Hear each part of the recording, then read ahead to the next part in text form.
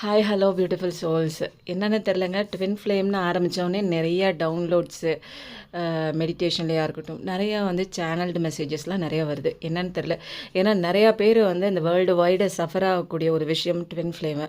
Twin ஃப்ளேம்னா என்னன்னு தெரியாது. But இந்த பிரச்சனை வந்ததுக்கப்புறம் நீங்கள் யூடியூப்லேயா இருக்கட்டும், என்ன மாதிரி டேரட் ரீடர்ஸாக இருக்கட்டும், இந்த மாதிரி வீடியோஸ் நிறையா நீங்கள் பார்க்க ஆரம்பிப்பீங்க.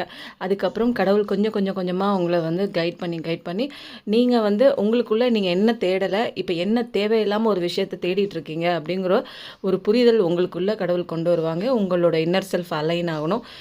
மைண்டு, பாடி அண்ட் சோல், இது மூணும் அலைன் பண்ணக்கூடிய ஒரு விஷயமா நிறைய மெடிடேஷன் சொல்லுவாங்க. உங்களுடைய intuition voice, inner voice, inner child healing, நிறைய ட்ரிகர்ஸ் அண்ட் ட்ராமாஸ் நிறையா வந்திருக்கும். உங்களுக்கு சேலஞ்சஸ் வந்திருக்கும், நிறைய பிரச்சனை வந்திருக்கும்.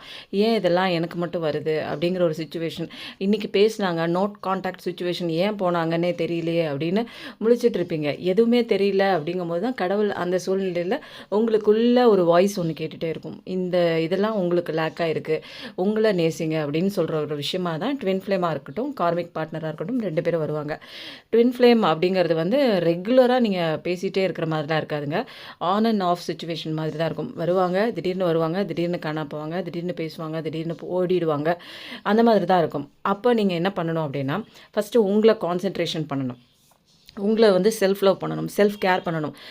இன்றைக்கி ஃபிசிக்கல் எக்ஸசைஸாக, மென்டல் எக்ஸசைஸாக, மெடிடேஷன் பண்ணிங்களா, நல்ல விஷயம் பார்த்தீங்களா, உங்களுக்கு எது சந்தோஷம் கொடுக்குதோ அதை பார்த்தீங்களா, உங்களுக்கு என்ன பிடிச்ச விஷயமோ அதை கேர் பண்ணிங்களா. உங்களுக்குள்ள ஒரு இன்னர் சைல்டோட வாய்ஸ் உங்களுக்கு எப்போயுமே கேட்டுட்ருக்கும்.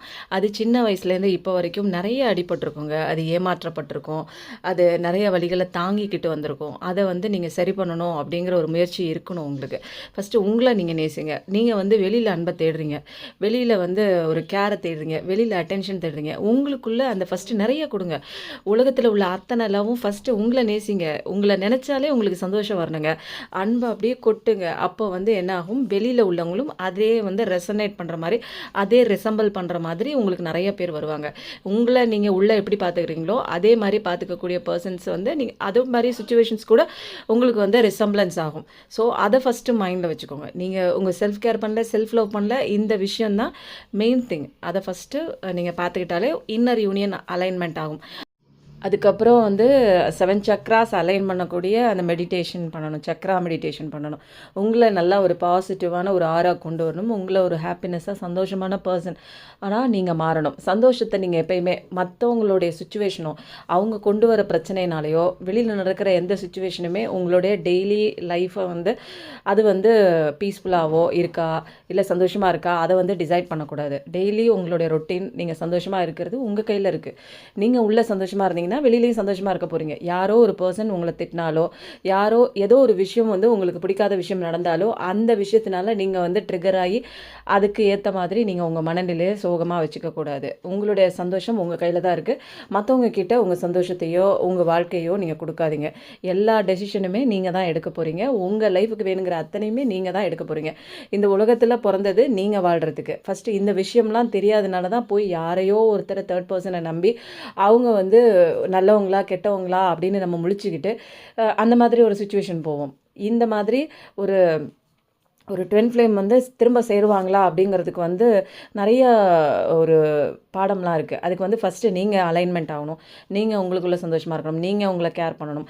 அதே மாதிரி உங்களோட பார்ட்னருக்கும் அதே மாதிரி ஒரு கார்மிக் லெசன் ஒன்று கற்றுக்கிட்டு அவங்களும் நிறையா இன்னரில் அலைன்மெண்ட் ஆகணும். இதெல்லாம் வந்தால் தான் 2 பேரும் சேர முடியும். இது டேக்ஸ் டைம். ஒரு சிலருக்கு 3 வருஷம் ஆகலாம், 4 வருஷம் ஆகலாம், 5 வருஷம் ஆகலாம். அதுக்காக நீங்கள் அந்த 5 வருஷம், 4 வருஷம், 6 வருஷத்துக்காக நீங்கள் வெயிட் பண்ணி உங்களோட ஃப்யூச்சரை நீங்கள் ஸ்பாயில் பண்ணாமல், கடவுள் என்ன சொல்கிறாங்க, உனக்குன்னு ஒரு டேலண்ட் இருக்குது, உனக்குன்னு ஒரு லைஃப் இருக்குது, உனக்குன்னு ஒரு சந்தோஷம் இருக்குது. உள்ள நீ என்னென்ன அன்பை கொடுக்கல. இந்த உலகம் 3D வேர்ல்டு தாங்க.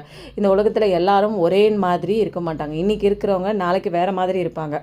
இன்றைக்கி அன்பை கொடுத்தவங்க நாளைக்கு உங்களை உதாசீனப்படுத்தலாம், அந்த அன்பு கிடைக்காம போகலாம். ஒருத்தர் மேலே நீங்கள் அன்பை வச்சுட்டு அவங்க எனக்கு அன்பு கொடுக்கணும் அப்படின்னு சொல்லி கண்டிஷனல் லவ்வாக இருக்காதீங்க. அன்கண்டிஷனல் லவ் கொடுங்க. வந்தாலும் சரி, வரலைனாலும் சரி, இவங்க இப்படி தான் இருக்கணும், இந்த மாதிரி வேறு மாதிரி மாறி அவங்க செயல்படக்கூடாதுன்னு எதையுமே கண்டிஷன் பண்ணாதீங்க. இது 3D வேர்ல்டு, இது கார்மிக் வேர்ல்டு. இது எல்லாமே கர்மாவை பேலன்ஸ் பண்ணுறதுக்காகவும், கர்மாவை சால்வ் பண்ணுறதுக்காகவும், கர்மாவை மைனஸ் பண்ணுறதுக்காகவும் தான் இந்த உலகத்தில் வந்திருக்கும். இன்னொன்று எல்லாருக்கும் சொல்கிறேன், இது கர்மா பூமி. எல்லாருமே கர்மாவை கழிக்கிறதுக்காக தான் வந்திருக்கோம். சோல் கான்ட்ராக்ட் எடுத்து இவங்க தான் எனக்கு ரிலேஷன்ஷிப்பில் வரணும், இவங்க வந்து எனக்கு லெசன் சொல்லிக் கொடுக்கணும், நான் கர்மா பேலன்ஸ் பண்ணணும். உங்களை வந்து இன்றைக்கி ஏமாத்துறாங்கன்னா நீங்கள் போன ஜென்மத்தில் ஏதோ பண்ணியிருக்கீங்க அப்படின்னு அர்த்தம். இது இன்னும் தொடருங்க.